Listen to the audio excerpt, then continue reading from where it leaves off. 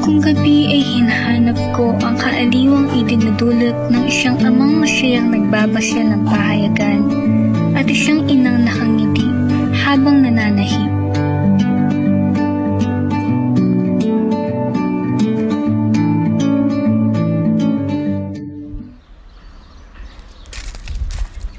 Ilang taon na ngayon na nakararaan nang minsang may ibinalik na aklat ang aming tagapaglaba. Yaon daw ay nakuha niya sa isang lukbutan ng Amerikana ni Ama. Yaon daw ay tala-arawan ni Ama. Andres! Andres! Po, Kuya Nestor, dito pala yan. Kamusta po? Ito, ayos lang. Babalik ko lang sana itong diary ni Andres. Ah, ganun po ba? Sige po, ako na lang po bahala.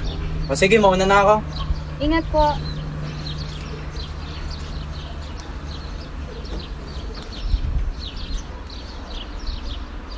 Ano kaya to?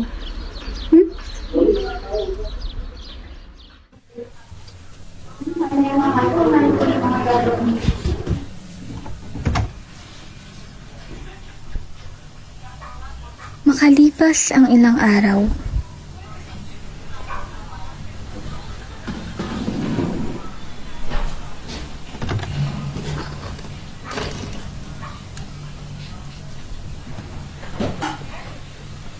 Sulat kami ni Andres to ah.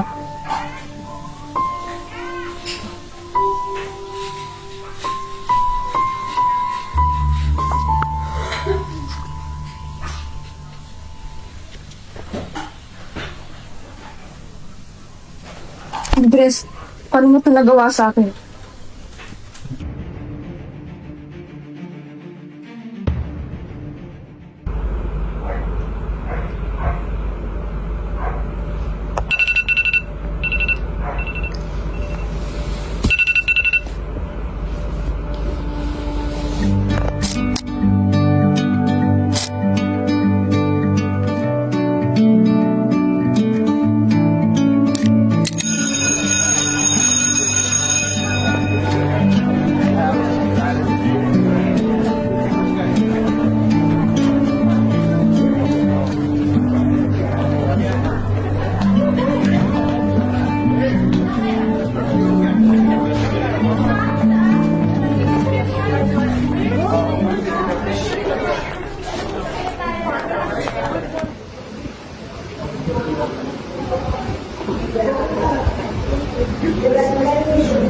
Uy, tulala ka na naman dyan. Ano meron? Ano na kaya?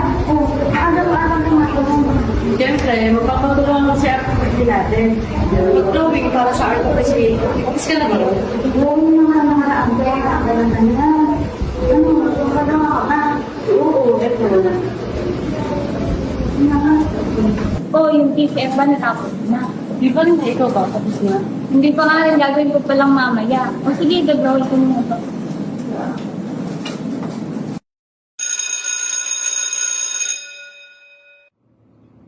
oo nga naman. Ano nga ba ang ibig sabihin ng totoong pag-ibig at pagiging kontento? Kung mahal mo talaga ang isang tao, tiyak naman na mananatili ka sa kanya dahil masaya ka sa piling niya. Kahit anong hirap ng pagsubok sa relasyon niyo, mananatili ka pa rin dahil mahal mo siya. Uy, ikaw pala yung Isabela. Parang dinan lang ah. Ano sa pag-aaral? So, pala yan, Tito. Okay naman po. Kayo po ba, Tito? Kamusta sa Saudi? Ayun, mahirap buhay. Pero gano'n talaga kailangan kumayot. Ay, Tito, may gusto pala akong itanong. Kasi kanina pa bumabagabag sa isipan ko yung ano eh. Di ba kapag mahal mo yung isang tao, kahit gaano kahirap yung pinagdadaanan nyo, mag-i-stay ka sa kanya kasi mahal mo siya eh. Diba? Ala, mo natanong. May boyfriend ka na, no? Wala po. Pero ano nga po bang sagot mo sa tanong ko? Hindi rin. Kasi kung ganyan, sa tingin mo, bakit may mga naghihiwalay? Ibig sabihin ba noon, hindi na nila mahal ang isa't isa? Ay bakit pa sila nagsama o naging magkarelasyon? Kung gano'n din naman pala. Sa bagay, tama po kayo. Sige po, uwi na po ako. Thank you po, Tito. Una na rin ako, mag-iingat ka ah. Ingat po.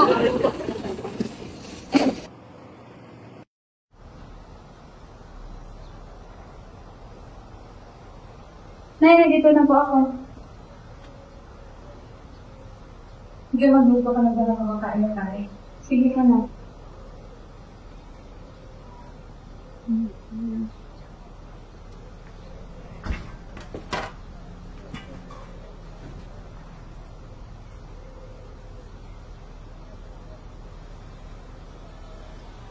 Nay, si tatay po ba? Gagabi ko na naman po ba na uwi? Parang hindi ko na po kasi po naabutan eh. Ako lang natin. Alam niyo naman, di ba ito tatay tapos na tao pang araw-araw sa pangalaman. Ganun po ba? Sige po.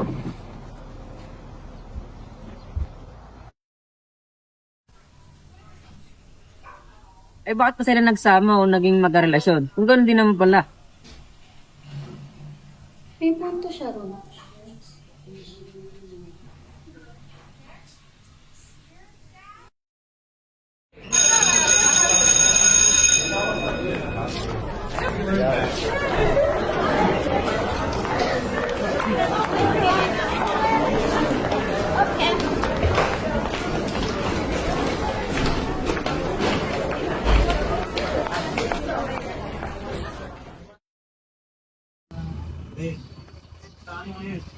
Uy, nakagawa ka na natula natin sa level of 10. Ano ba yung binabasa mo? Gusto ng Twilight. Minsan ko yun. Pagkatapos mo pang makutin. Pwede pala yun ano. Yung darating sa point na kahit mahal mo pa, mag-iwalay talaga kayo. Para sa kapakanan. Parang napakalong. Malungkot siya, pero ano talagang kapangyarihan ng pag-ibig? Kaya magsakripisyo para sa tao. Minsan pag-uusapan na natin yan, pinapanood pa na ako gabi. Alam mo na, para ganahan naman ako sila. Yung babae, Uy, sino yung pinili? papa mo at silang Christina. Ha? At sila magkasama. Magkakilala ba sila? Hindi ko alam. Baka naman may pinag-uusapan na silang importante. Kaya amo na. Okay. Tara na nga. Baka mali tayo. Figure pa naman.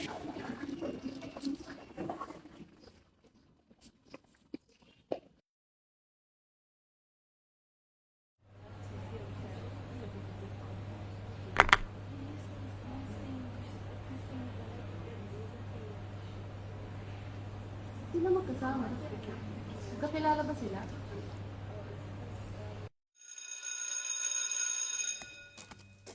Uy, punta ako sa inyo bukas ha. Panoorin natin yung movie na sinasabi sa'yo. Ganda yun, promise. Tsaka, tanungin mo na rin yung tatay mo ba't sila magkasama ni Christina. Tulad ka pa sa akin eh. Sige, mamaya itatanong ko kay tatay. Tara na, umuwi na tayo. Mamaya hinahanap na ako ni nanay. Sige na, bye-bye. Bye-bye!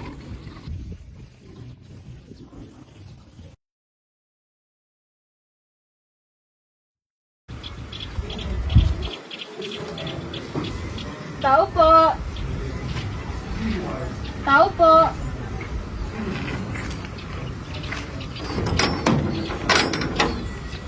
Yan hahapon po, ma'am. Nasaan po ba si Isabela? Wala si Isabela. Sino ka ba siya? Ako po si Supervisor kong Isabela. Baka palang mukha mo. Paano mo naating nasirain ang pamilya ko? Guro ka pa naman. Ha? Ano mo bang sinasabi niyo? Wala po akong sinisirang pamilya. Kung alam ko lang na maaga pa na ang kasitahan mo ay asawa ko. Di sana hindi magkakaganito. Bakit, Christina? Anong ginawa ko sa'yo para magawa mo to? Ano? Anong asawa? Hindi ko nga po kilala asawa niyo. Paano niya nagawa ni Andres yun? Umalis ka na dito. Baka hindi pa ako makapagtimpi.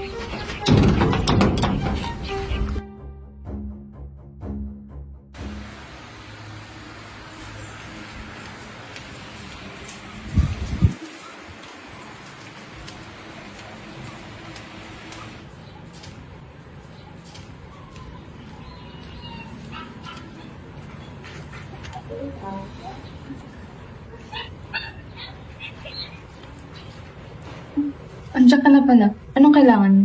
Nandiyan na po ba si tatay, Nay? Bakit? May kailangan ka ba sa kanya? Wala naman po, may sasabihin mo po ako. Sige na po, magpapalito ako ng live na.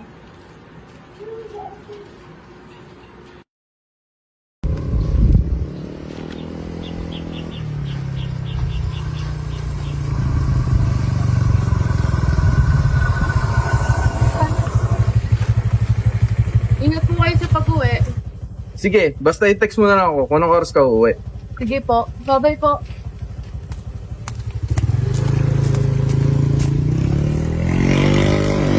Tao po. Isabela. Nandito na ako. Ang aga mo naman. Hindi pa nga ako tapos magligpit eh. Tara, pasok ka. Uy, di mo pa naitanong mo. Hindi pa, kasi nga nung pagkagising ko, ikakauwi lang ni Papa. At saka parang lasing siya galing sa trabaho, kaya ayun, parang samahan pa ko rin galing.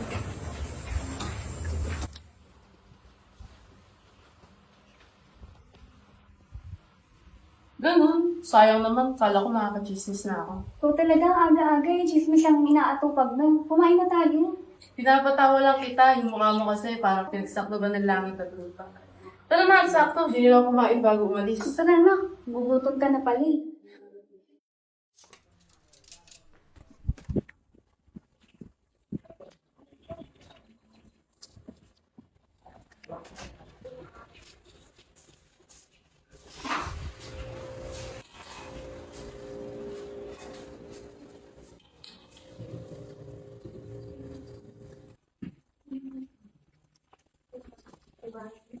Uy, okay na ba yung papanoorin natin? Nag-curious na ako dun sa ano. Kung sino pipiliin mo na lalaki.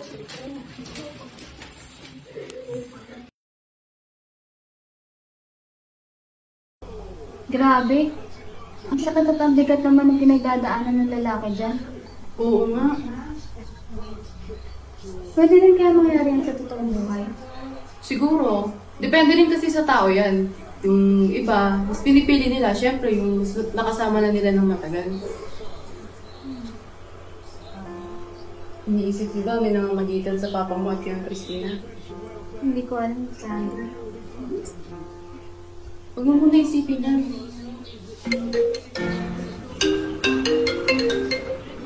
Hello, Ma? Nandito po ako na Isabela. Po? Sige po, pupunta na rin po ako dyan. Oh, ano nangyari? Eh, may emergency daw sa bahay. Kailangan ako ni Mama. Eh, tara na, ihatid na kita.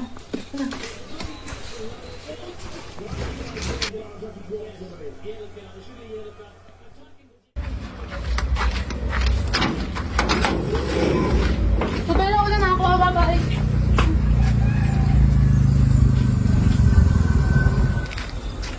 Isabela! Buti nakita kita. Hindi ba tatay mo? Naku, Aling Marie, wala si tatay dito eh. Ano po bang kailangan niya? Ganun ba? Kukunin ko lang sana yung bayad sa ininom niya kahapon. Kailangan kong pera eh. Kailangan kong ipa-check up yung anak ko. Eh, ganun po ba? Eh, sige po, sabihin ko po mamaya pagdating niya. Pakisabi na lang sa tatay mo ha. Kailangan ko yung pera pambili ng gamot ng anak ko.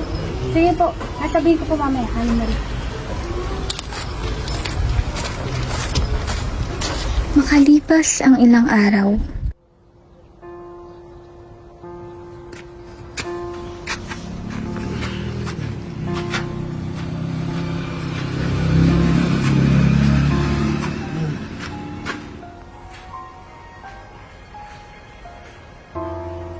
O Andres, nandito ka na pala.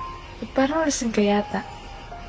Huwag kang tanong ng tanong dyan, maglinis ka ng bahay.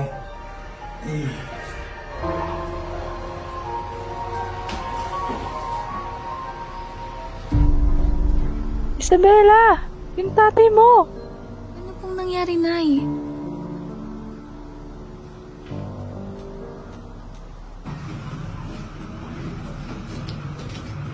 Kalat ng yung kwarto.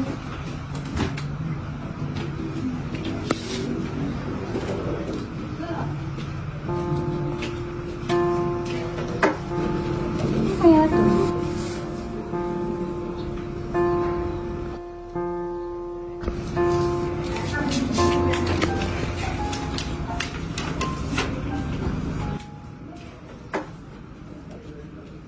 Bakit sa panahong ito lamang tayo pinaglapit ng pangyayari? Higit marahil ang aking katiwasayan kung hindi ka dumating sa aking buhay. Bagamat hindi ko rin marahil matitiis na hindi may pagpalit ang aking kasiyahan sa isang pusong nagmamahal. Totoo ang kalagayan ng tao sa buhay. ang malimit maging sagwi sa kanyang kaligayahan. Naiwan na natin ang gulang ng kapuluan. Hindi na tayo maaaring dayain ang ating nadarama.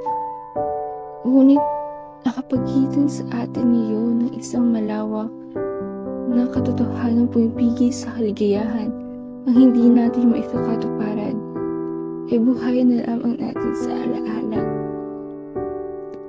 Paratilihin na lamang natin sa diwa ang katumisan ng isang pangarap. Sana'y huwag tayo magsing sa katotohanan. Nakita ko siya kagabi sa panaginip. Sinusumbatan niya ako. Ngunit, hindi ko balak ang magwasak ng isang tahanan. Hindi ko maaatim na magnakaw ng kanyang kaligayahan. Hindi ko mapapabayaang lumuha siya dahil sa akin. Ang sino mang bahagi ng iyong buhay ay mahal na sa akin. Ang mahal sa akin ay hindi ko maaaring paluhain. Ang pag-ibig niya ito ay isang dulang. Ako ang gumaganap ng pangunahing tahuan. Sapagkat ako ang nagsimula ay ako ang nagbibigay wakas. Ipalagay mo lamang ng ako'y nasimulang tugtugin na larapat tapusin. Gawin mo akong isang pangarap na naglalaho pagkagising. Tulungan mo akong pumawi sa kalungkuman sa akin. Halos ngunit, bakit napakahirap ang loob mo?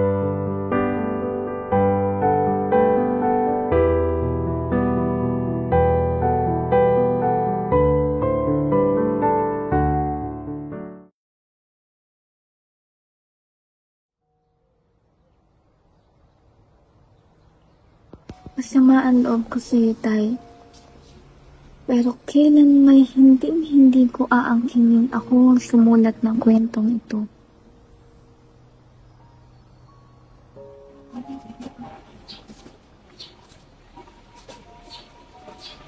Ang ganda-ganda mo. Hindi na ganyan ang mukha ng nanay mo. Nakilala ko siya. Huwag kang palilin sa simbolo ng iyong kalooban. Ang unang tibok ng puso ay hindi pag-ibig sa tuwingan. Halos kasing gulang-gulang ako ng pagtuloy ng mga puso namin ng iyong ina. Mura pang lubang labing siyang taong gulang. Huwag ikaw ang magbigay sa iyong sarili ng mga kalamputang magpapahirap sa iyo habang buhay. Ang galing na ako. Mahal ko. Ang galing na ako. Sa muli mong pagparito ay sabihin mo sa akin kung saan tayo maaaring tumungo. Ang move na itong kinabibilangan ko ay aking babasahin. Sa anumang paraan. Sa anumang paraan. Sabihin mo na mahal ko. Na maangkin ko ng kaya. Oo, mahal ko. Maangkin mo.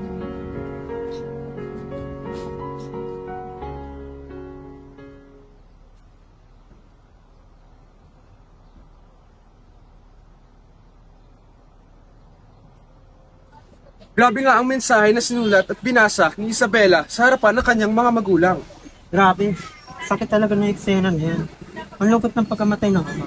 Pero ang tapang ng pagdidesisyon, lawa sa akin ang kanyabidilangguang mo para sa kalagayahan ng pamilya. Totoo pare, minsan siguro may mga panahon na kailangan niya lang ng kalinga mula sa kanyang tatay.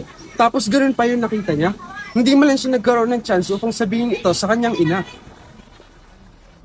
Oo nga, sobrang heartbreaking. Pero ang ganda pa rin ng pagkakasulat.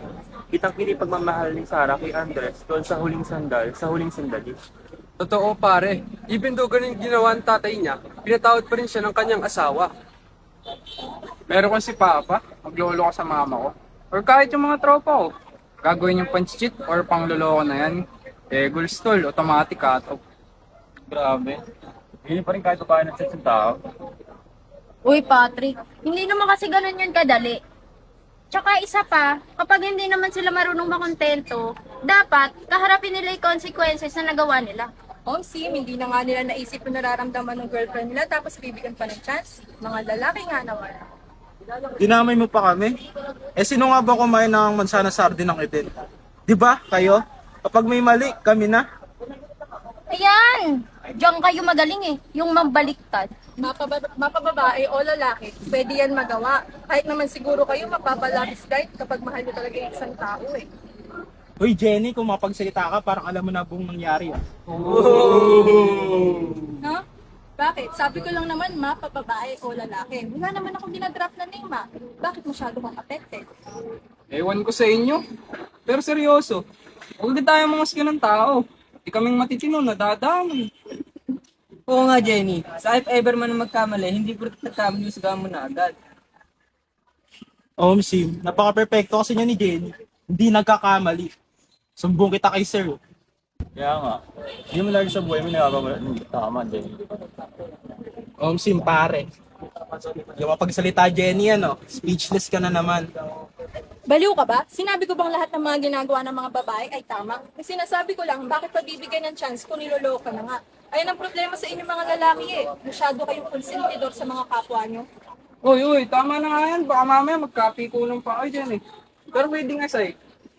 Siguro mahalaga matuto tayong magmahal tsaka magpatawad kahit sa mga sitwasyong mahirap tsaka masakit.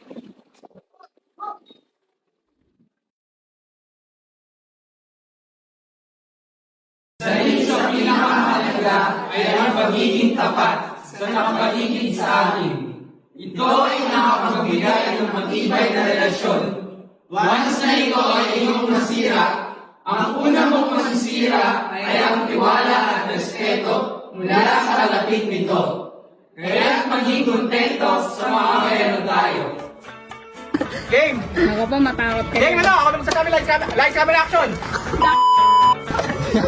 Uy! Sino po sila?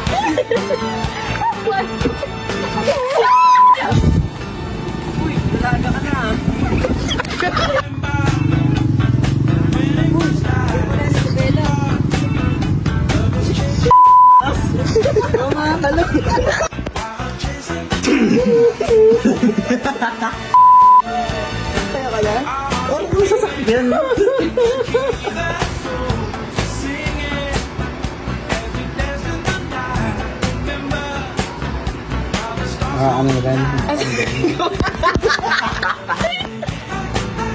Go.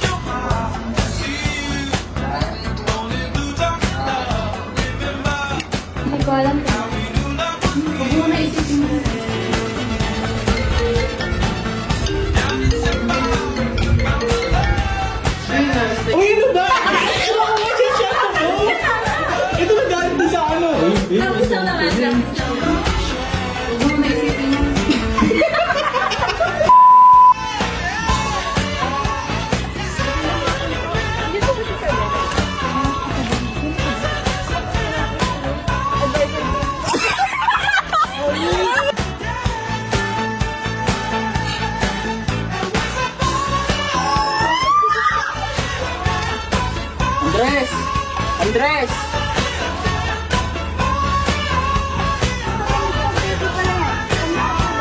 Ito, ayos lang. Babalik ko lang sana itong diary niya, Andres.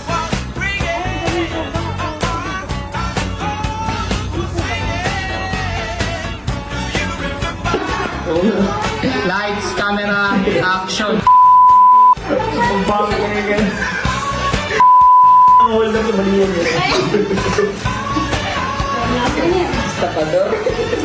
Sige pa, sige lang. Happy moments, happy feel. Batukan mo si Richelle.